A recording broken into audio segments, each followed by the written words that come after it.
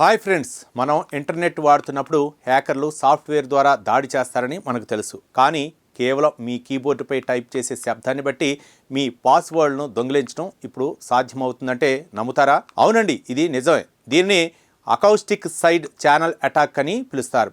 Technology ప్రపంచంలో కలకలం రేపుతున్న ఈ సరికొత్త సైబర్ ముప్పు వెనుక ఉన్న వాస్తవాలను ఈ ప్రత్యేక కథనంలో తెలుసుకుందాం. ఈ విభిన్నమైన సైబర్ అటాక్ను బ్రిటన్లోని డర్హమ్ సర్రే రాయల్ హోలోవే విశ్వవిద్యాలయ పరిశోధకులు గుర్తించారు. వారి అధ్యయనం ప్రకారం స్మార్ట్ ఫోన్ లేదా ల్యాప్టాప్ మైక్రోఫోన్ ద్వారా రికార్డ్ చేసిన టైపింగ్ శబ్దాలను విశ్లేషించి ఏ అక్షరాన్ని నొక్కారో 95% ఖచ్చితత్వంతో చెప్పవచ్చు.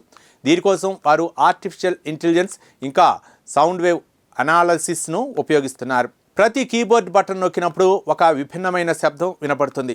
మన చెవికి అన్నీ ఒకేలా అనిపించిన ఏఐ ఆల్గారిథమ్స్ ఆ తరంగాల్లోని సూక్ష్మ వ్యత్యాసాలను పసిగట్టగలవు. జూమ్ లేదా స్కైప్ కాల్లో ఉన్నప్పుడు కూడా మీ టైపింగ్ శబ్దాన్ని బట్టి అవతలి వ్యక్తి మీ డేటాను సేకరించే ప్రమాదం ఉందని తాజా సైబర్ సెక్యూరిటీ విశ్లేషణలు తెలియజేస్తున్నాయి. ఈ దాడికి ఎటువంటి వైరస్లు లేదా మాల్వేర్లు అవసరం లేదు. కేవలం పరిసరాల్లో ఉన్న మైక్రోఫోన్ సరిపోతుంది. స్మార్ట్ హోమ్ పరికరాలు లేదా దగ్గరలో ఉన్న మొబైల్ ఫోన్లు హ్యాకర్లకు చెవుల్లా పనిచేస్తాయి.